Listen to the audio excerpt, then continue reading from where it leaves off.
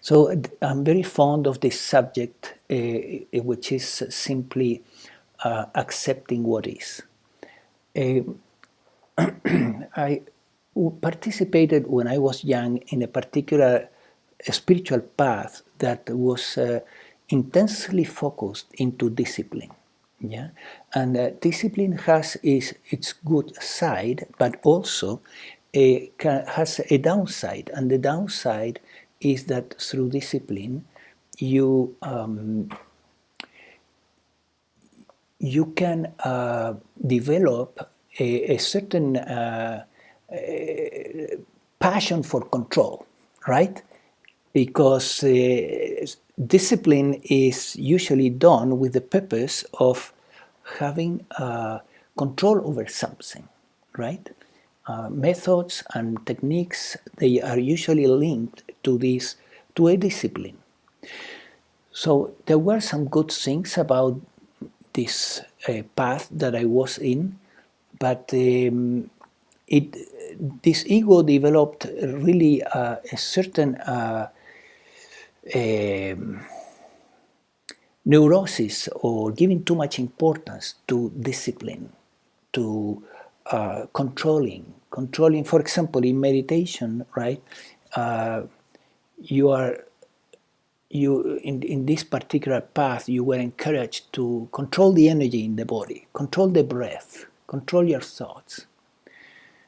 So this goes on creating a certain amount of passion for control, and the ego loves that, of course, right?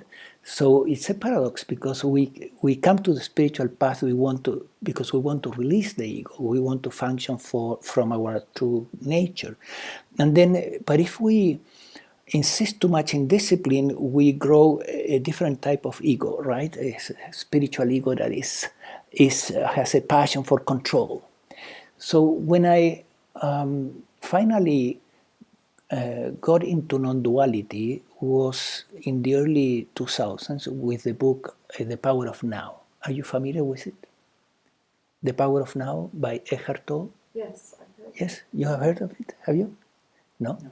So The Power of Now was a bestseller. Eckhart Tolle is a man that originally, I think he was from Germany, and was a very intellectual individual, but suffering from a lot of problems, right, in his own life.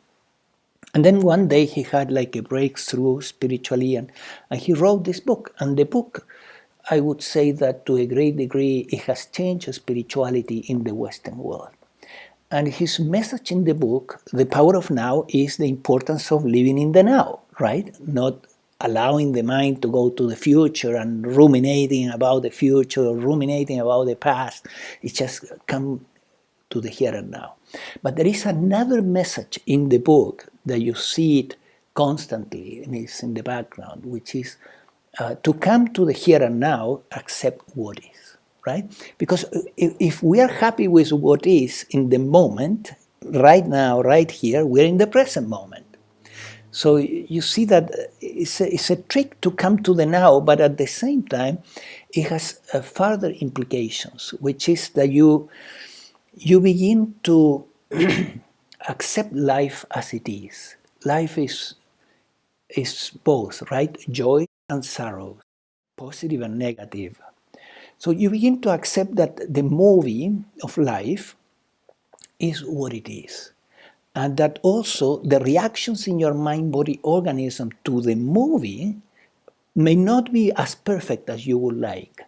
Yeah, but that you can also accept that. You can accept the situation, the external situation, as well as your internal reaction to what is happening. And then you begin to lose this obsession with controlling your experience and controlling your world around. And instead of trying to control it, you begin to flow with the present moment. So I began to practice this. I said, wow, this is really interesting, because I already knew from the path that I was into because they do talk about this aspect. I knew that surrender to God, surrender to the divine, was really, really important, right? And we know that surrender to the divine is the ultimate bhakti yoga, is the ultimate method of the path of devotion, the path of love to God. When you surrender to God, right, you're practicing the highest aspect of what is called bhakti yoga or devotion. So I had a little bit of training, but this was a slightly different take. It was, look, the will of God is what is already. So it's here. Everything happens by the will of the divine. That's what the Bible says, right? So what is arising in the present moment, it's already, right? You cannot modify it instantaneously. You can begin to work towards modification, but if you're stuck in the traffic, you're stuck in the traffic. You cannot change the situation. Either you suffer or you accept it, right? Meaning you surrender. So I said, this is really interesting. I began to work with this pointer, just accept what is, right? Accept what is. And I went for several years, in fact, practicing this very, very simple spiritual practice, accepting what is. The results were really interesting, and they led eventually into non-duality. They led into more sophisticated techniques, more sophisticated approaches to the divine, like, for example, learning to rest as awareness is of a different level of understanding. However, this foundation, which is accepting the present moment as it is, which doesn't mean that you are not going to do something to change it if it's appropriate, right? But you start with acceptance, and from that center of acceptance, the best course of action arises because you're not resisting the present moment. You are flowing with it, and if you need to do something about it, it will come to you and your actions will be sharp, right? And appropriate. So, this practice is the foundation of non-duality, and I have seen, working later with students for quite a few years, that those who have not gone through this practice for some time, perhaps it doesn't need to be years, right? It could be a few weeks, perhaps. They are missing something in their journey towards oneness, towards non-duality, because there is still too much tendency in the mind-body system to resist what is. And resisting creates tension, resisting creates neurosis, resisting creates frustration, right? So that pulls you out of resting as awareness, that pulls you out from resting in your true nature. And it's because we haven't yet developed the foundation, which is simply resting, is simply accepting what is.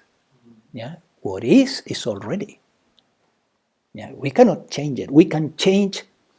We can move towards change, but first we accept, then we move towards a change, and the change may happen or may not, because it's up to us to act, right?